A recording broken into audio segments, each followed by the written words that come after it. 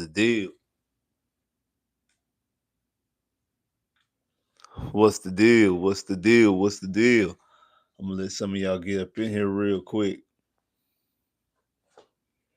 Already, make sure you hitting that like button. Make sure you hitting the like button when you come through here, though. Make sure you hitting the like button when you come in. You gotta hit the like button. So make sure you hit the like button.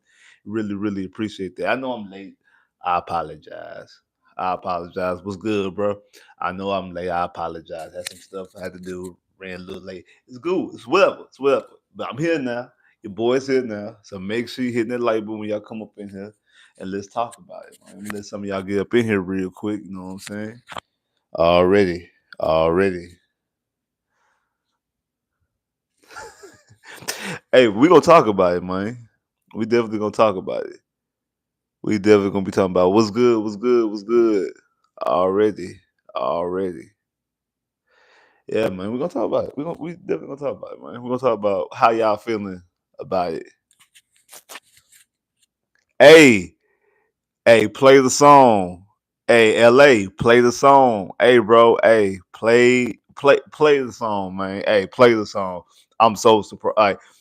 I'm so happy that we was able to pull off that win today, man. Hey, especially like when we was down, I think it was like 13 points at halftime. I like, here we go again, second half, and on prime time TV when it comes to national televised TV when it comes with these Orlando Magic, baby, we was able to get the dub today against ending the Cavs 13-game winning streak. So, hey, absolutely a great win. Whole build some confidence going in for the Orlando Magic. Hey, hopefully we'll be able to do something when it comes to this playing and also in the playoffs. But hey, play the song, play the song, play the song. Already. Now appreciate everybody coming through here. So hey, so we're gonna talk about the Houston Texans, you know what I'm saying, off season, because hey, this has been a very, very eventful offseason. And we've gotten a lot of national headway kind of for the wrong reasons, but I'm actually glad about that. Um, well, right before free agency officially started, because free agency started officially last Monday. But before that, we traded a seventh round pick to the Jacksonville Jaguars to bring in wide receiver Christian Kirk, which I thought was a great move. Bringing in a veteran receiver in to help also the receiving room, something I've been talking about for a while. That we need to upgrade this receiver room, and I know I brought some names out a couple weeks ago on the video. I did talk about some receivers, but I also said that those were more than likely going to be harder to get and more likely wasn't going to be an option that the Texans were going to be looking for because of trading draft capital and paying. You're talking about giving up first and second and third round picks for some of these guys and then paying these guys $30 million and things like that. So obviously that wasn't what the Texans were going to do. They ended up going after and electing to go out there and get Christian Kirk, which I think is a good move. He's a good slot receiver. I mean, a guy just had 1,000 yards. Well, I think 2 years ago with Jackson, his first year at Jacksonville, he had 1,000 yards, and then the last two seasons really were injuries. So again, he's not going to be your answer opposite Nico. Like the Texans are going to add another receiver. It's still some names out there like Elijah Moore and stuff like this. So still some other names out there they could potentially add to the receiver room, but I do think they're going to lean a little bit more towards the draft. But the news that everybody wants to talk about, because when free agency officially started on Monday, the move that the Texans made that everybody wants to talk about completely is Laramie Tunsil. And the Houston Texans trading away Laramie Tunsil to the Washington Commanders. I know y'all talked about it. I'm pretty sure people have talked about it plenty of times. This is my first time getting online talking about it. So I'm going to just break it down just from my understanding. So the Texans sent Laramie Tunsil and a fourth round pick to the Washington Commanders to get a this year's third, this year's seventh, and then get next year's second and next year's fourth from the Washington Commanders. And hey, I think this is a great move. I know a lot of people talk about what the Texans doing, talking about they trading away their best offensive lineman, all this.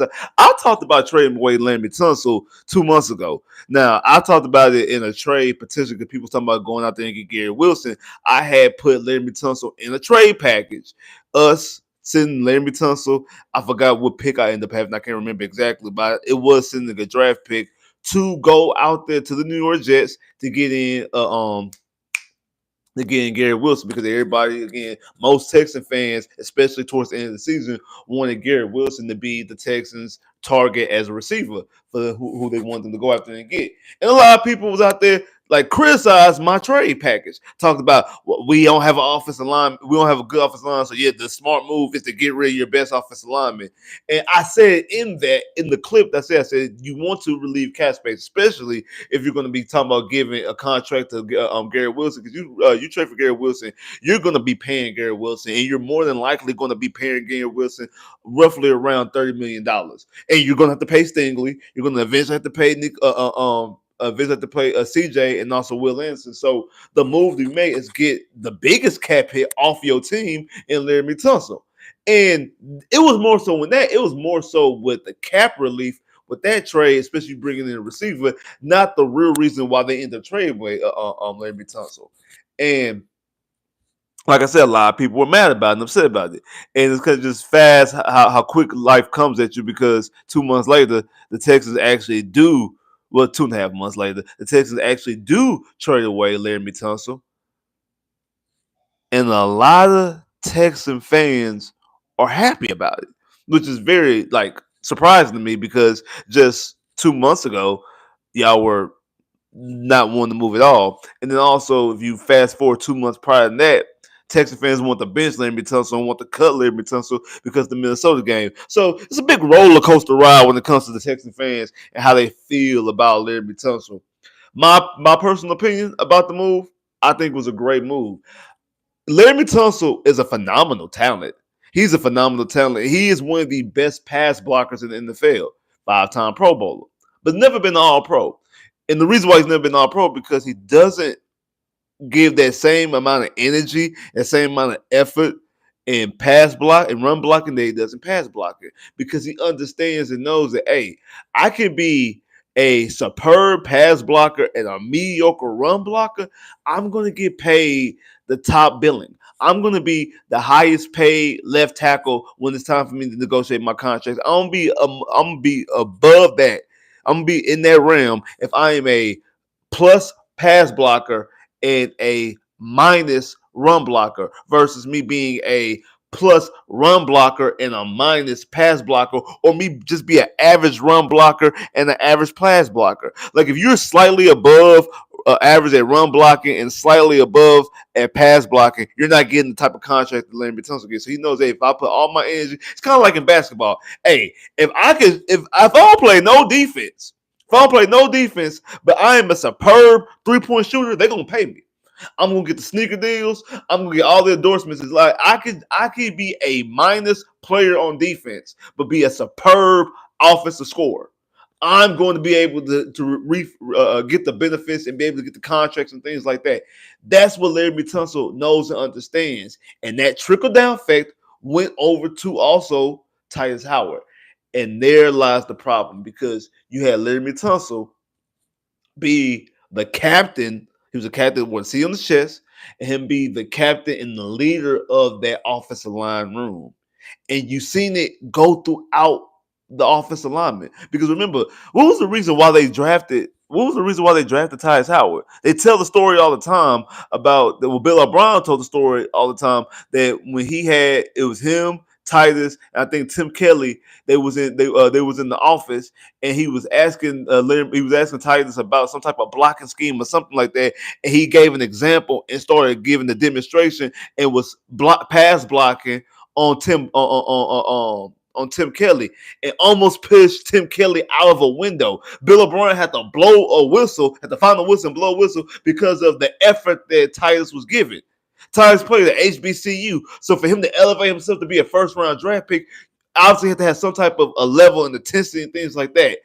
Where's that level of dog on the offensive line? Because we don't have any dogs on the offensive line.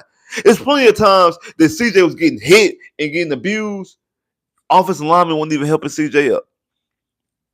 It was plenty of times when CJ is on the Green Bay Packers sideline, going back and forth with the Green Bay Packers. There's no offensive lineman going to protect him. I seen a video of, I think if I'm not mistaken, I think it was Lattimore.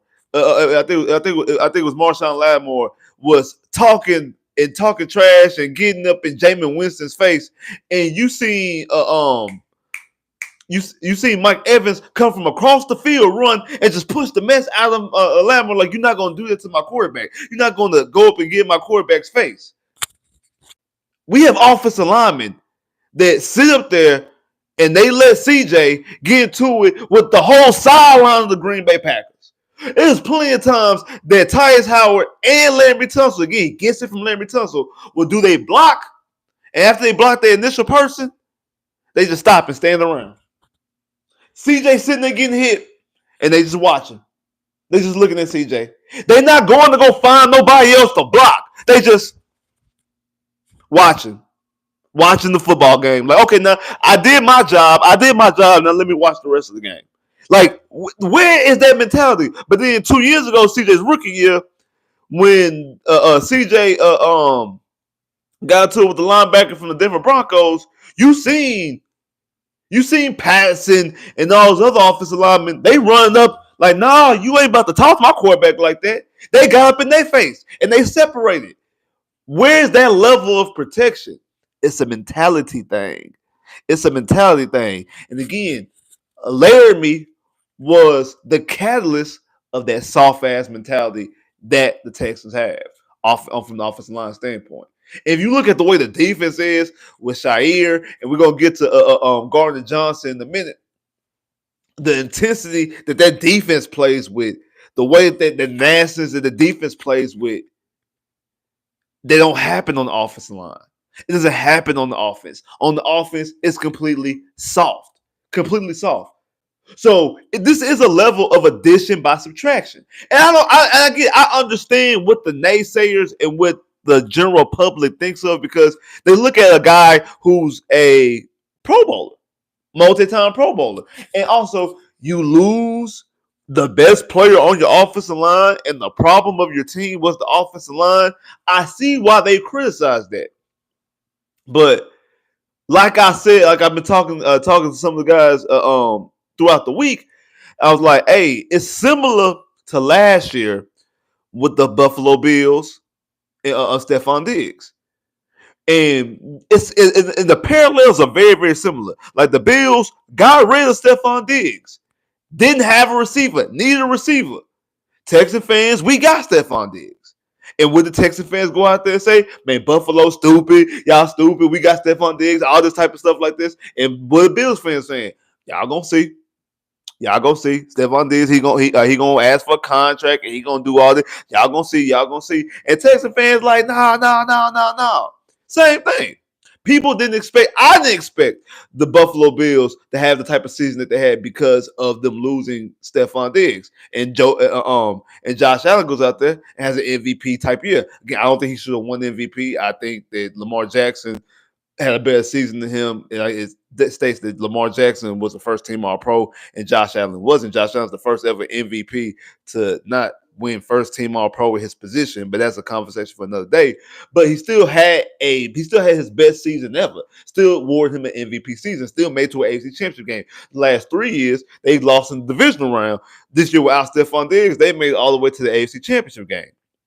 And some of that might have to do with them not playing Patrick Mahomes or playing against Joe Burrow into the AFC Championship game, but that still neither here nor there. They made it to that's semantics. They made it all the way to the AFC Championship game. The last 3 years, they didn't make it to the AFC Championship game. This year, they made it to the AFC Championship game without Stephon Diggs. He made Josh Allen is the MVP without Stephon Diggs. The offense put up 30 points consistently without Stephon Diggs. Now, we don't know what Stephon Diggs didn't do anything here, but we don't know how the season will progress. He got hurt in week 8. We don't know how he would have played, if he would have played the entire season, and say him and Nico don't get hurt and Nico's getting more targets and the offense is struggling the way it was. Who's to say that we wouldn't have heard something about Stephon Diggs? I don't think we would have, because obviously, how you see, it was last year of his contract. He wants a new contract. He wants to get paid. So I don't think he would have been a problem, but you just never know. But I say all that to say, there was a sentiment going around the Buffalo Bills last year that them losing Stephon Diggs was going to be a problem for them. And Josh Allen told you, hey, it's just good to have a group of guys that don't worry about numbers. Don't worry about their targets. They don't worry about their stats. They just want to go out here and play football. And you could tell that, okay, so that was weighing on them. That attitude that whatever Stephon Diggs had was weighing on them in the locker room, and they wanted to get rid of that. It's the same thing here. Now, I know some guys. I know you've seen Joe Mixon caption after the game, like, what's going on in the Titus? He making sad songs on Twitter. He going around crying, talking about he's sick and all type of stuff like that. Again, they cool with him. They cool. And I expect if you cool with somebody and that person no longer there, I mean, I feel a type of way. I get it. I'm not tripping about that. But I do think it shows you from both Nick Casario and D'Amico Ryans how they really felt about Titus Howard and what they felt the real problem was.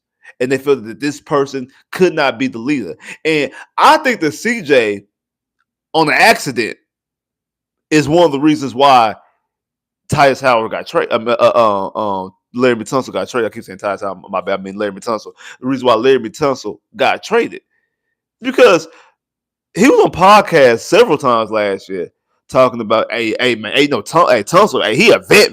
Hey, he don't want to do nothing else. I say he ain't got to do he ain't doing no extra practice or none of that. He's just doing the mandatory stuff. He ain't doing no he not doing nothing extra. He gonna practice when he want to practice. He gonna do all this type of stuff. And he was sitting there bragging about it. That's not what a vet is.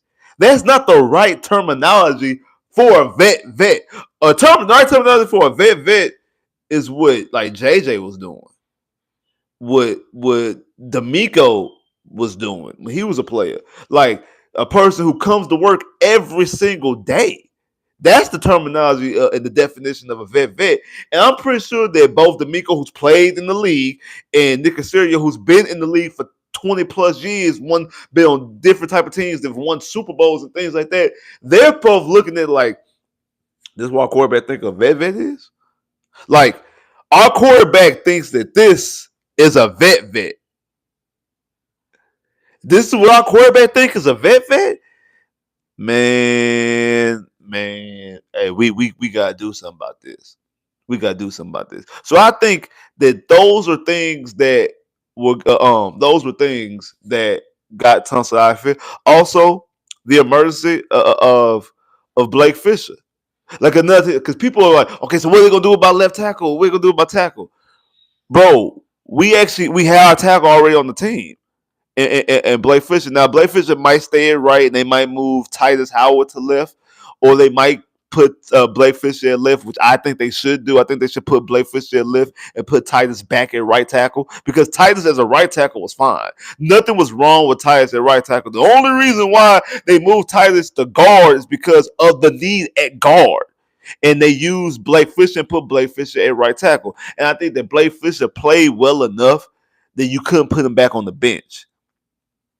Also, there's no reason, because you've already paid Titus as a tackle, there's no reason to keep Titus at guard because you played him at tackle. Even though Titus actually played the best left guard last year out of anybody who played left guard. That makes no sense to have the highest paid left tackle in the NFL, one of the highest paid left tackles in the NFL, that doesn't give you a lot in the run game, and also having Titus be the left guard, when you're paying him as a right tackle. And then Fisher as cheap labor as a right tackle because he's on a rookie contract. So I think those things, not to mention with the penalties. I mean, Laramie Tunsil, the most penalized guy in the NFL last year, had 19 penalties. Had in week 3, he had 6 penalties against the Minnesota Vikings. And actually had 7 because one of them they didn't call. One of them they declined because he had 3 penalties back to back.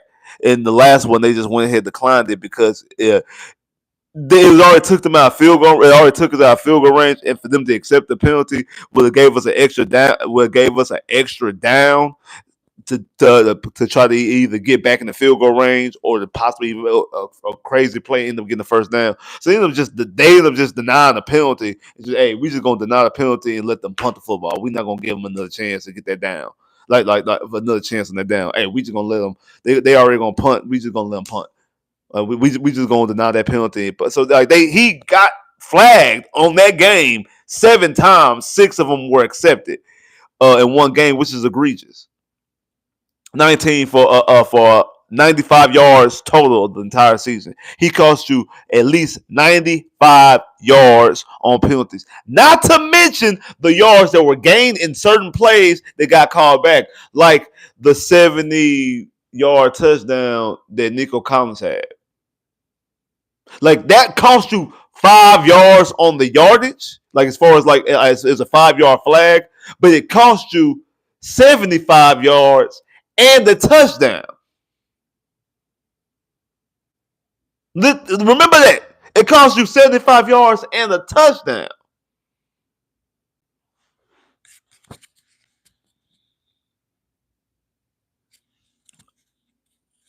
But the Texans don't know what they're doing.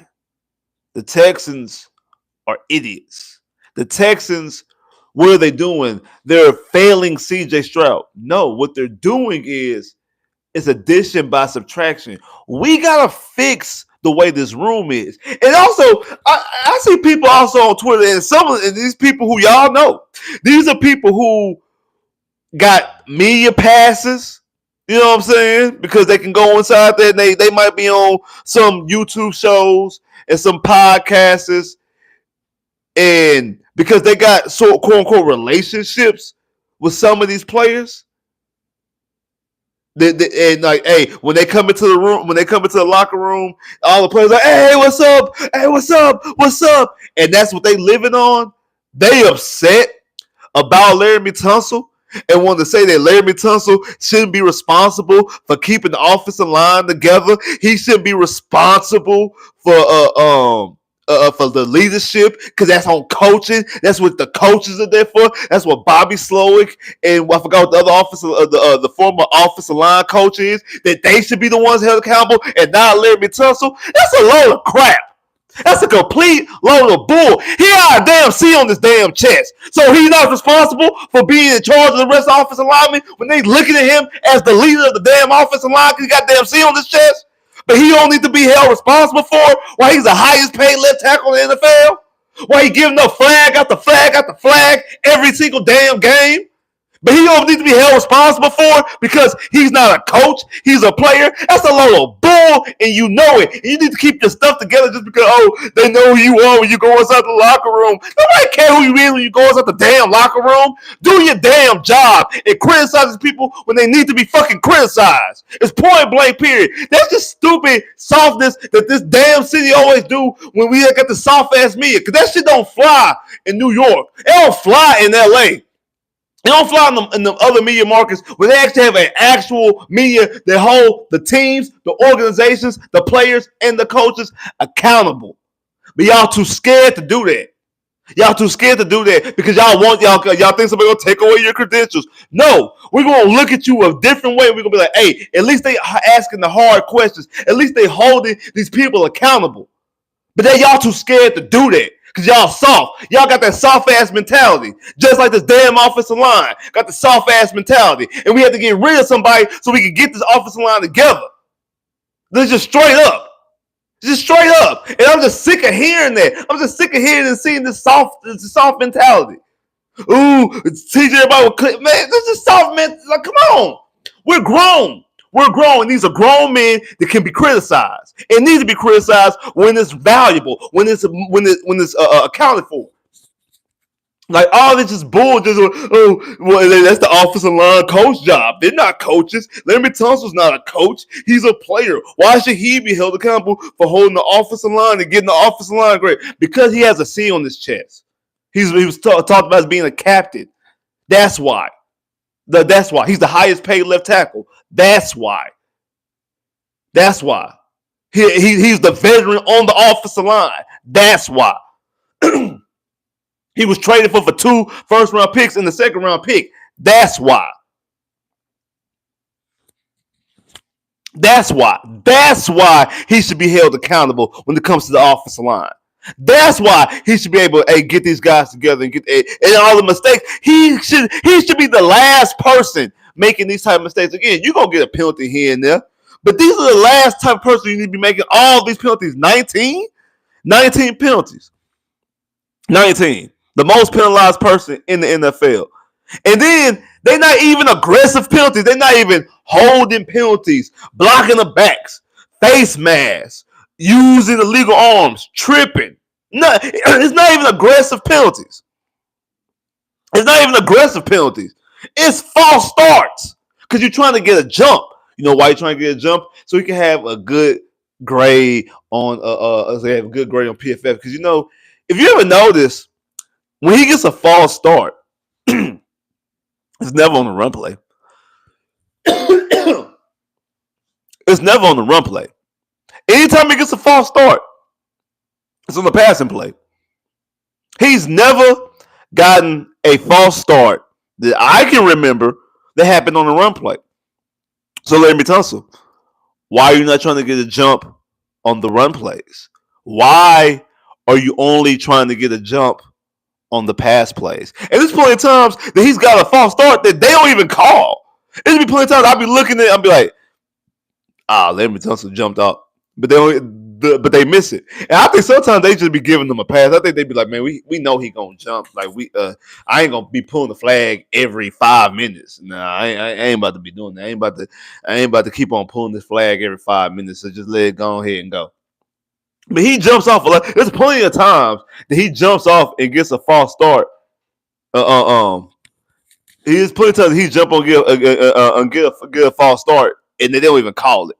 So I don't know, but again, there was the reason why it was a collection of things. I think him getting the false starts, him getting all the penalties, him having the price tag that he always has, his soft mentality, and how it's trickled down to him being the leader to the rest of the offensive line. I think all those things, and I also think one of the most important things is the emergence emergence of Blake Fisher. That you got Blake Fisher, and now that you have Blake Fisher, you don't want to put Blake Fisher back on the bench. You already paid Titus. You're not gonna put Titus back at. You're not gonna keep Titus at right guard. You already paid him like a tackle. Hey, we can get the most for Laramie Tunsil. I feel like that's what we should do, and we should move on from Laramie Tunsil. And I think it's addition by subtraction. Do I think that we're going to draft an offensive lineman? Yes, I do think we're going to draft an offensive lineman. Are we going to draft a tackle? More than likely, but I don't think we're going to draft I don't think we're going to draft a tackle early. Because I think we already have our tackles, Titus and Blake Fisher, or Titus and Blake Fisher, however you want to put it, however you want to put them in, right or left tackle. But Titus, I feel like Titus and Blake Fisher are both going to be your tackles, and they're going to draft an interior offensive lineman more than likely in the first 2 rounds, and they'll probably draft a tackle in the 3rd or 4th round because you're going to need a swing tackle. With Blake Fisher now being inserted into the starting lineup, you're going to need a swing tackle. So I do believe that they're going to bring in another tackle. They're just not going to draft a tackle early. I don't think they're going to draft a tackle in the 1st round. I seen some mock drafts of having a draft a tackle in the 1st round. I don't think we're going to draft a tackle in the 1st round. I do think they're going to draft I think we're going to draft a guard in the 1st round. More than likely, I think they're going to draft Brooks because, not Brooks, Booker, Tyler Booker. And I think that the reason why I think they're going to draft him because from everything I'm hearing about him is that he's basically Will Anderson on the offensive line. he's basically Will Anderson on the offensive line, and that's why I feel like they're going to end up taking him because you need to reset and have this new leadership role. And somebody that's a hard worker that's come in, put his head down, do the work, grind, and do the things they need to do to get this offensive line right. And again, we always talk about cornerstone pieces. We think about this. A corner, there's 4 corners of a square. And you already have 3 of your cornerstone pieces. You have your 2 major ones. CJ Stroud, Will Anderson. Cornerstone offense, cornerstone defense. CJ's cornerstone of the whole entire team. Then you also have your other cornerstone piece in Stingley, the best cornerback in the league. All pro. He's your only all pro on the team as it stands right now, and he's definitely even though he's quiet, but he leads by the way he plays and the way he works. He works he's working with the DBs. He works with the receivers. The way that he works, he shows that by the way he works. cornerstone piece. And I think now you add another one, another cornerstone piece in Booker and your offensive lineman to get that offensive line right. And if he has the same type of leadership quality, the same things as Will Anderson, I think it's a plus. I know some people are kind of, I kind of just seen it about like trusting offensive lineman from Alabama.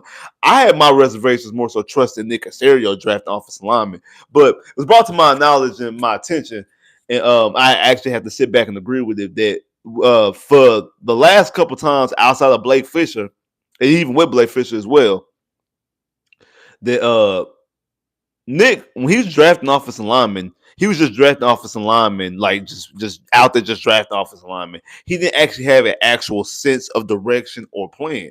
Think about this. When he drafted Kenyon Green, we're gonna get to that in a minute as well. When he drafted Kenyon Green in the first round, I mean his head coach was Lovey and his offensive coordinator was Pep Hamilton.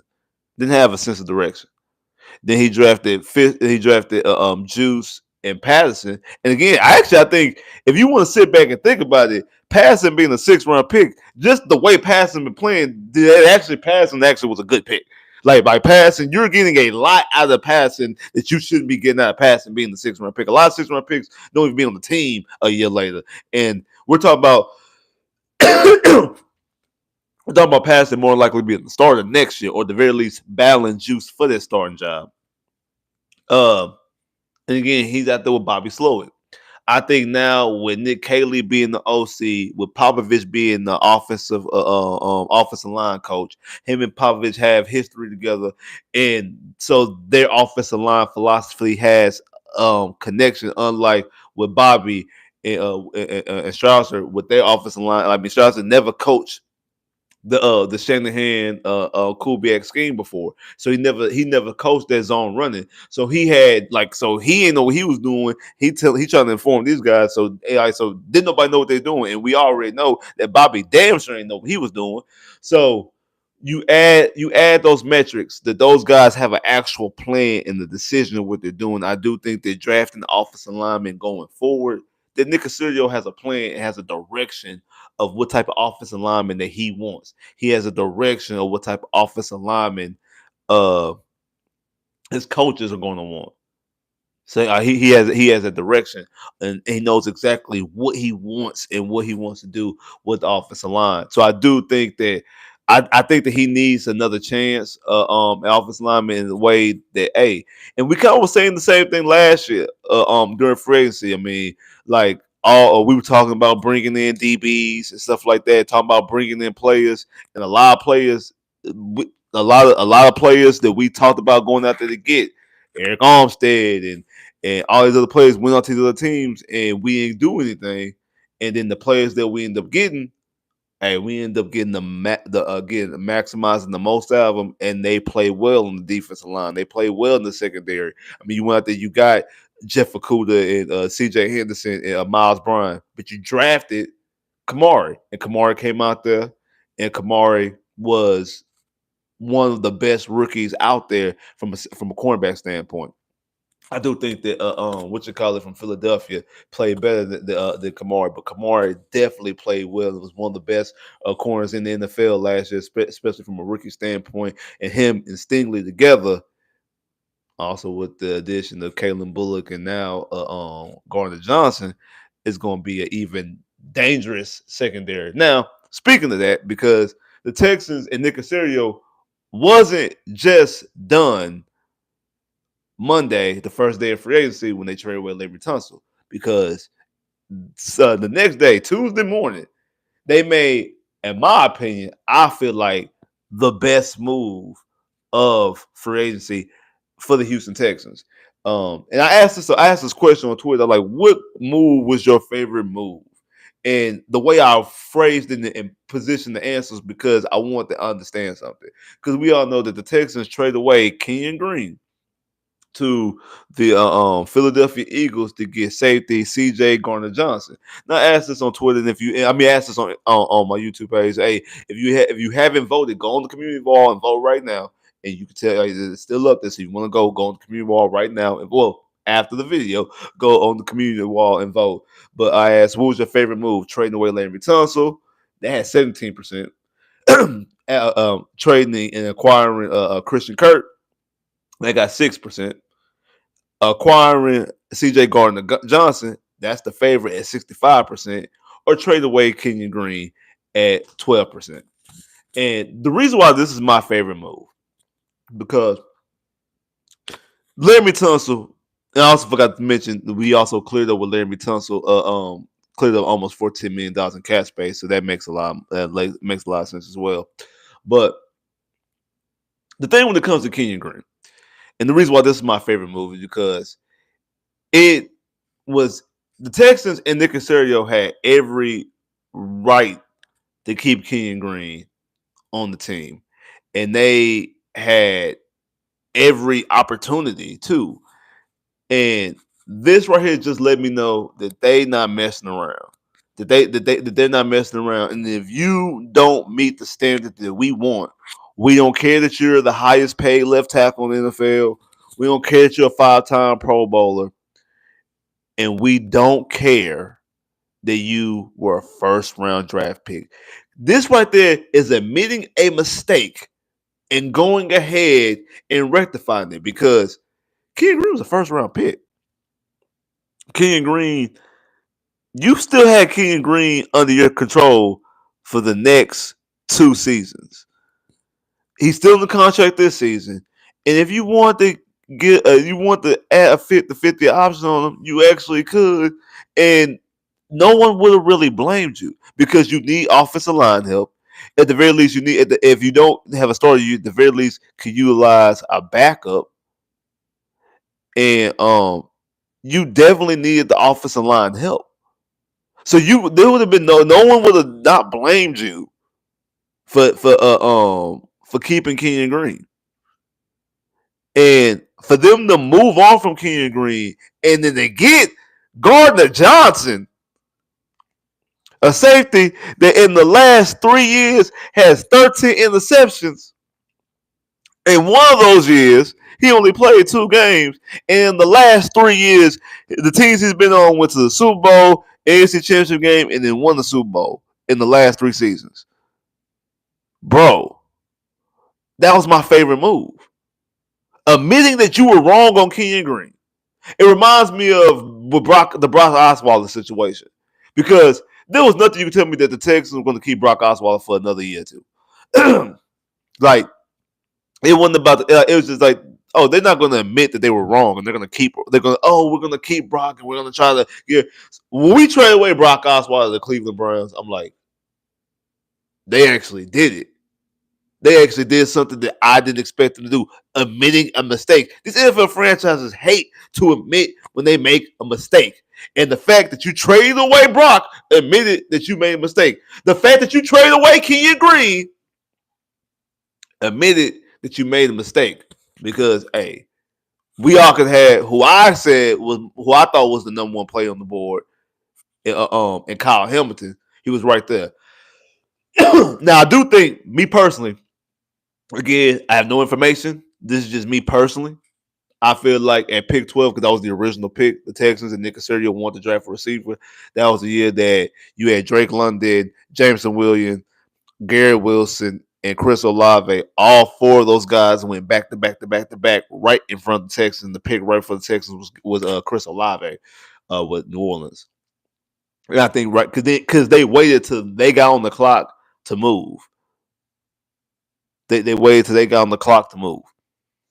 So I feel like he thought one of those receivers was going to fall to him, and probably as the receivers were falling, or as the receiver was getting taken off the board, I feel like he probably tried to jump up. But hey, it takes 2 to tango, and if you can't jump up, if nobody else is biting on that, then, hey, I'll just jump back, because I can get a collection of guys. I'm gonna get a quarterback eventually, so I'm gonna have to fix his offensive line. So let me take one of the best offensive linemen, I think, hometown kid, Kenyon Green from Texas A&M, and let me draft him. And hey, made the mistake. He should have stayed pat at pick 12 and draft Kyle Hamilton, because again, I like Jalen Petrie, but Kyle Hamilton is better than Jalen Petrie. So tell me if we would have had Jalen Petrie.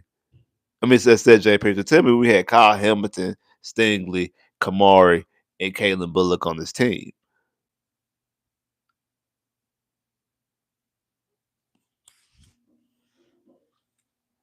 If I'm not mistaken, if I'm not mistaken, ain't Kyle Hamilton All Pro this year?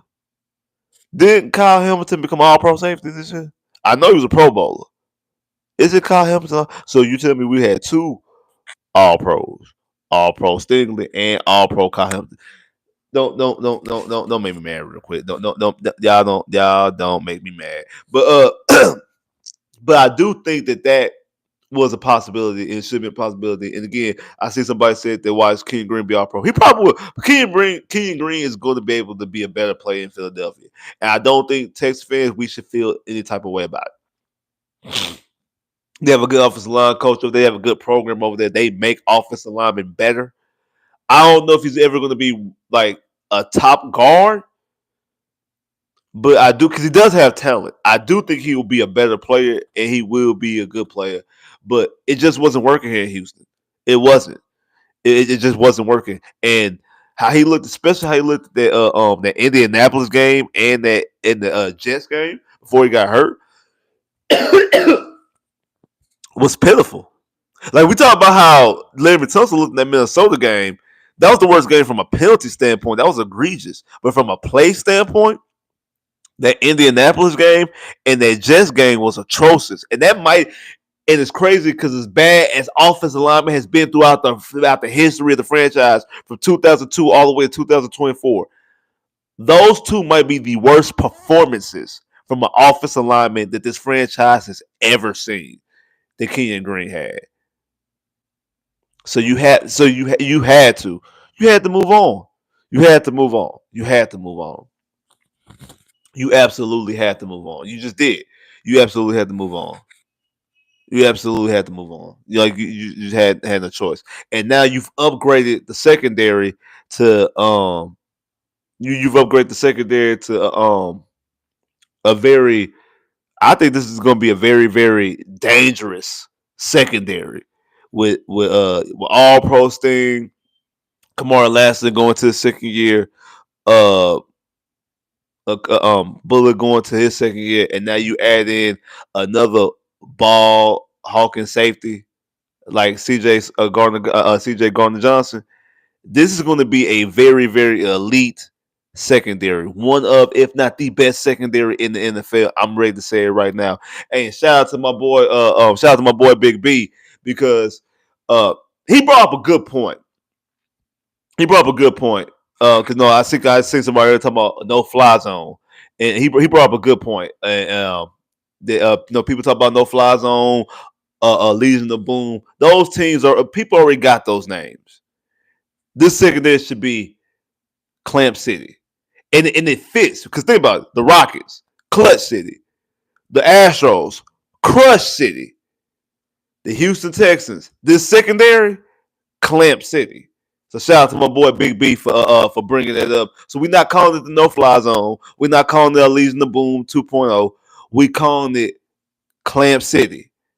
We calling it Clamp City. That secondary Clamp City, Swarm City. Hey, I like that too. But that Swarm City, I think that should just be for the whole entire team. Like how we used to say Bulls on parade. Like Swarm City.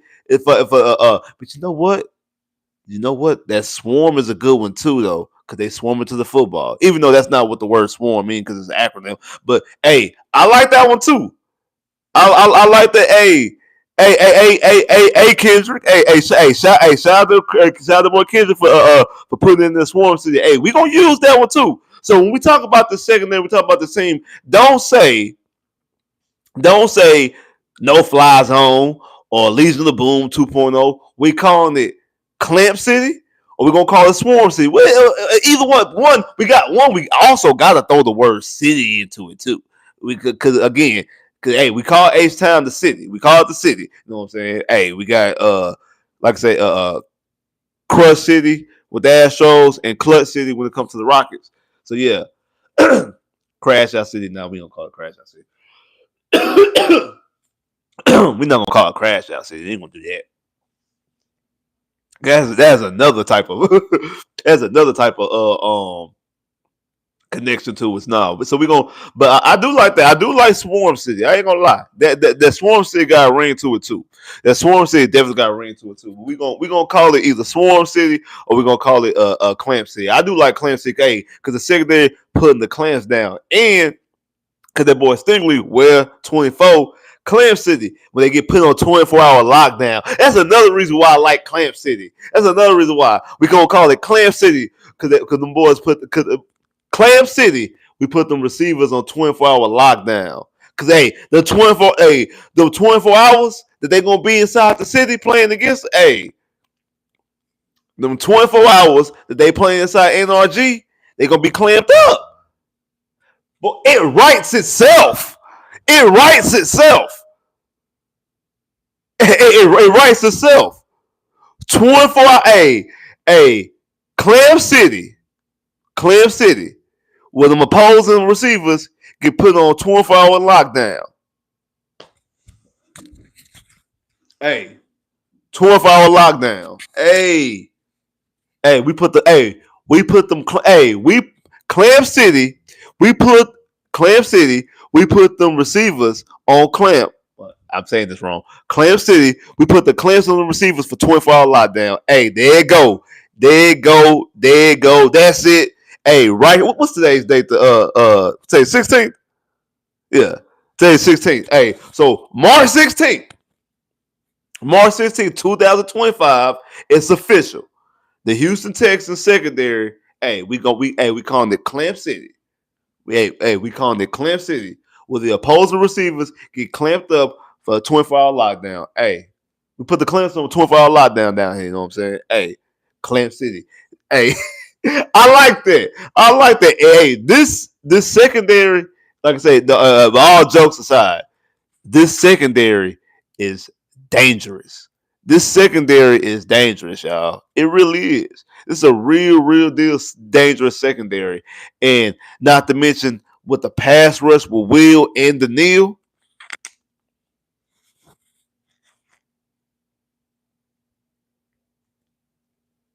And that's the thing that a lot of those other secondaries don't be really having like that. They don't have they don't have that level. They don't have that level of strength when it comes to be able to put the pass rush on the opposing quarterbacks. And we see that last year. And this is without CJ Gardner-Johnson. like Jared Goff threw 5 interceptions. In the playoff game, the last game that was played at NRG Stadium, had 4 interceptions. The MVP and Josh Allen only had only had 9 completions in that game. The only Tua threw 2 interceptions that cost him the game. The only quarterback that we wasn't able to put the clamps on was inside NRG Stadium was Lamar Jackson. And again, Lamar Jackson for some reason has the Texans kryptonite. I don't know what it is. When it comes to Lamar Jackson is the Texans kryptonite. Like I said, I think the Texans nemesis is more Lamar Jackson than it is Patrick Mahomes. I really do. I think it is more because we don't have an answer for Lamar Jackson. The games don't even be close when we play against Lamar Jackson. I don't know what it is when it comes to Lamar's. I don't know what it is when it comes to Lamar. I don't know. I don't understand. And that is something that we have to get right. And you're right. I do believe that the Jags overpay for Aaron Murray. We know Aaron Murray was before they get. Shout out to Aaron Murray because Aaron Murray did actually, after that initial contract, I gave him the moniker of hot butter garbage. He was the first person that had the hot butter garbage mantle. He was the king of hot butter garbage. And really Lovie Smith changed. Lovie Smith really changed and actually got the best out of. Well, not the best out because D'Amico got the best out, but Lovie Smith changed how Eric Murray was perceived and how he was playing, and then D'Amico absolutely got the best out of him. One, and stop playing him in the way that they was playing him, and stop trying to have him be the best player in the secondary. And again, also then you improve your secondary by adding in Stingley's and Patriots, and then eventually adding in Kamari Lassiter, and also adding in what you call it as well, Kalen Bullock. So, and again, also add in the better pass rush. You add in a Will Lance and the Neil Hunter. You got a more healthy pass rush, guys able to get to the quarterback, put pressure on the quarterback. So help elevate it in the way Aaron Murray played. But yeah, it was a stupid decision by the Jags. And the Jags just made all bad decisions. I mean, giving us Christian Kirk. Like, again, I understand they got Brian Thomas Jr.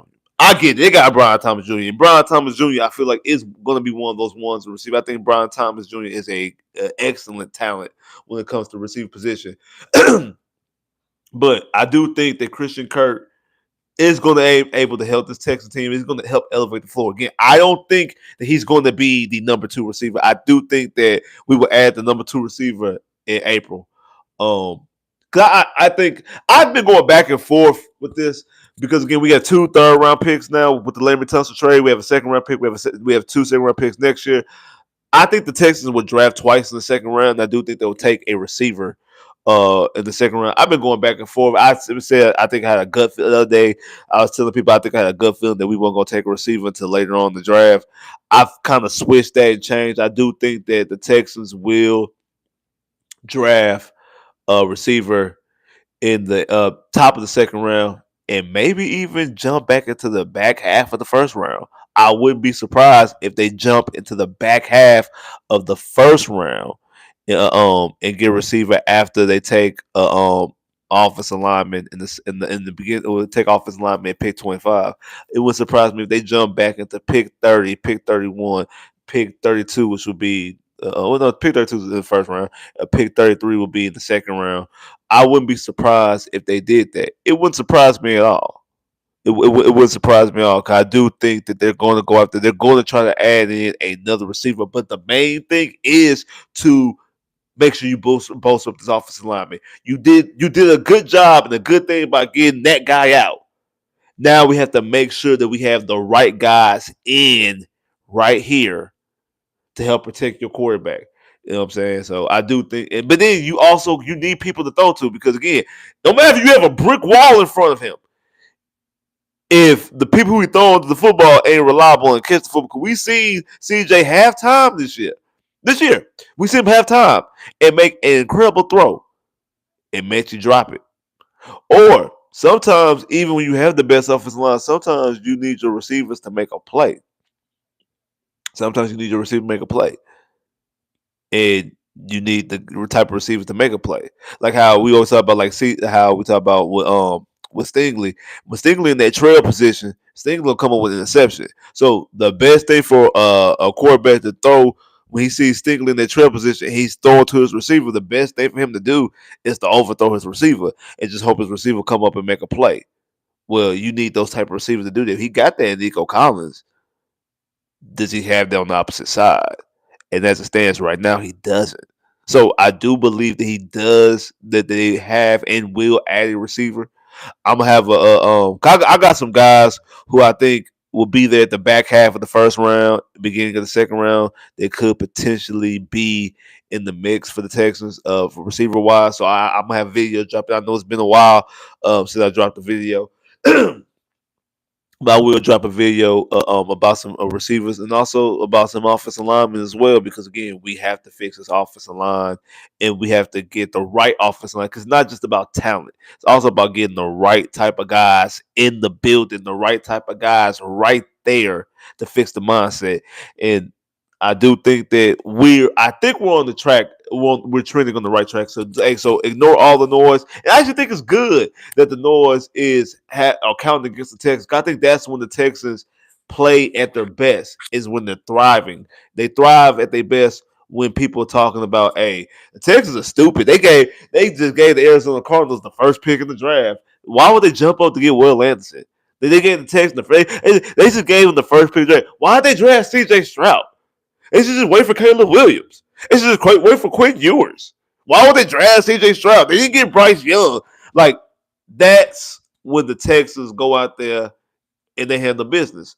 Versus last year when, hey man, hey, the Texans one of the ones, man. They just got Stephon Diggs, they got the brand new jerseys. Hey, they one of the ones. Hey, the Texans, they're gonna win their division. And CJ Stroud's a top 5 quarterback. Like, and when we have that type of notoriety, the Texans showed you time and time again from the Gary Kubiak and Matt Schaub era, the Bill O'Brien and the Sean era, and now so far with the D'Amico Ryans and CJ Stroud era. They showed you time and time again that when the expectations are low is when the expectations for us when the Texans actually thrive and play at their best. Versus when they've been told that they're going to do this and they're going to do that and they're going to do this and they're going to do that. And even though we finished in the same spot that we finished last year, actually, to be honest, we played better in that divisional round. Like we played better in the divisional game against Kansas City this past year than we played in the divisional round the previous year versus the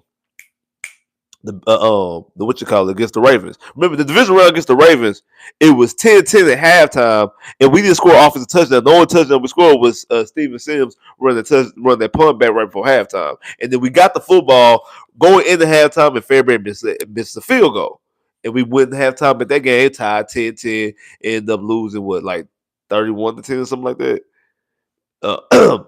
Versus this year, we went to halftime down by 7 and getting the football back coming out second half and dominating the third quarter, taking out the entire clock and scoring what should have been a game time touchdown, but Fairbairn missed the extra point, and we down 13-12. And again, but that game was that was the best divisional game outside of the first one back in 2011 when we lost to the Ravens by a touchdown, and we had the football with less than a minute in the I think we was on the 40 when TJ Yates threw the interception to potentially tie the game. That's probably our best chance because we only lost the game by a touchdown and we had a chance to tie it right before then. Other than that, any other divisional game, the game against the Patriots in 2012, game against the Patriots in 2015, 16, against the Patriots in 2016, against the Chiefs in 2019, and then against the Ravens in 2023. The best one was the first one in the last year. I mean, I know we were up 24-0 in 2019, but we lost that game 50-21. So, hey, at one point, that was the best game. But hey, it is what it is. John Weeks. I mean, I ain't gonna lie to y'all. I ain't got no opinion on John Weeks. I really don't. I really don't have no opinion on John Weeks. Honestly, I really don't. I really don't.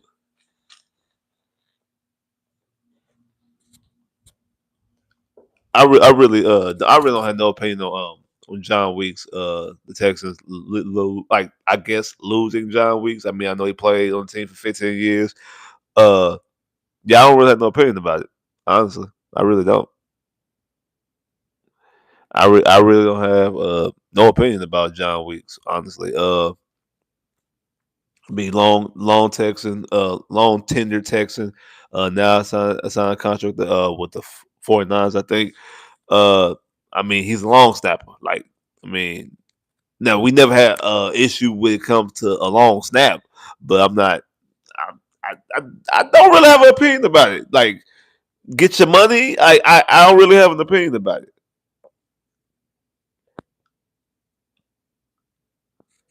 We never had. I mean, hey, that's the only thing I can really think of. Like, hey, get your money. Like, get your money. Uh, man, appreciate everybody came through here. I know. I was supposed to be here earlier today. Like I said, had some stuff run late, so that's why I didn't come in to later. And I know y'all probably been waiting on a video. Like I said, been real busy this week. Spring break. uh, real busy this week, so I didn't really have a chance to actually didn't really have an actual chance to actually do anything as far as like do a recording or anything like that. So, man, I appreciate everybody that came through here. If you ain't hit the like button already, man, make sure you hit that like button. I'm gonna give y'all some time to hit that like button. So if you ain't hit the like button already, make sure you hit the like button. I'm gonna give y'all some time to hit the like button. Appreciate that.